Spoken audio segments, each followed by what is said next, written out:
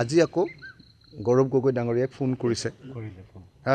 আজি গৌৰৱ গগৈ ডাঙৰীয়াক ফোন কৰি কৈছে যে অখিল দা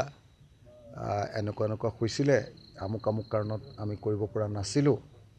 গতিকে এতিয়া আমি আকৌ কৰিব খুজিছোঁ কৈছে যে আপোনাৰ নামটোও কৈছে তেখেতে এজন ডাঙৰ বিখ্যাত মানে মধ্যস্থতাকাৰী ভাৰতবৰ্ষৰ এজন ডাঙৰ এক্টিভিষ্ট আৰু ইণ্টেলেকচুৱেল তেখেতৰ নামটো কৈছে মই নামটো ক'বলৈ বেয়া পাইছোঁ কাৰণ তেখেতক নুসুধাকৈ মই নামটো ক'বলৈ বেয়া পাইছোঁ তেখেতৰ উদ্ধৃতি দি কৈছে যে তেখেতে যোৱা কিমান তাৰিখৰ দিনা 10 তাৰিখ নে 8 তাৰিখৰ দিনা আমাৰ ওচৰত এটা প্ৰস্তাৱ দিছিলে সেই প্ৰস্তাৱটোকে বিবেচনা কৰিব পাৰে নেকি মই ক'লোঁ যে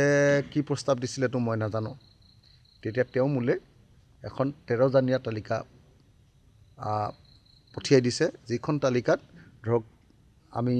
কোনোদিন চিন্তা নকৰা কলিয়াবৰ বিধানসভা সমষ্টিও আছে এনেকৈ কেইবাটাও সমষ্টি 13টা বিধানসভা সমষ্টি আছে এনেকুৱা কেইবাটাও সমষ্টি আছে সেই সমষ্টিবিলাকৰ তালিকাটো দি কৈছে যে মই এইটো বিষয়ক লৈ আপোনাৰ লগত কথা পাতিব খোজোঁ তেতিয়া মই ক'লোঁ যে মইতো দলৰ লগত কথা পাতি ল'ব লাগিব তাৰ পাছতে আকৌ তেখেতৰ লগত কথা পতাৰ অলপ সময়ৰ পাছৰ পৰা মোৰ সাংঘাতিক শাৰীৰিক অসুস্থতা হ'ল মই একদম দাঁতৰ বিষ মানে আজি দুবাৰ ডাক্তৰ আহিহে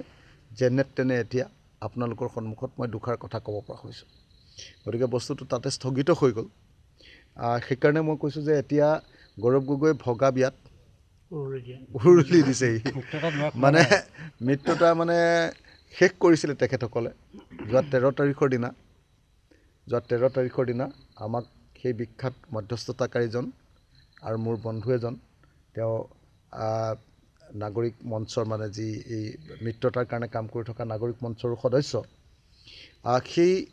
সন্মিলিত নাগৰিক মঞ্চ অসম সন্মিলিত নাগৰিক মঞ্চৰ সদস্য আৰু গুৱাহাটী উচ্চ ন্যায়ালয়ৰ জ্যেষ্ঠ অধিবক্তা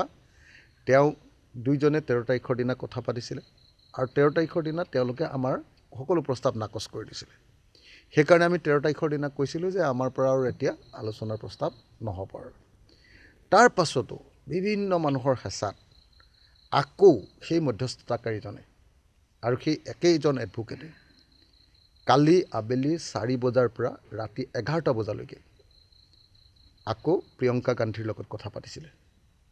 জিতেন্দ্ৰ সিঙৰ লগত কথা পাতিছিলে আৰু গৌৰৱ গগৈৰ লগত কথা পাতিছিলে আৰু তাত আমাৰ দলৰ দুজন নেতা ভাস্কুদি শইকীয়া আৰু ৰাছেল হুছেইনো সেই আলোচনাৰ যি ভিজুৱেল মানে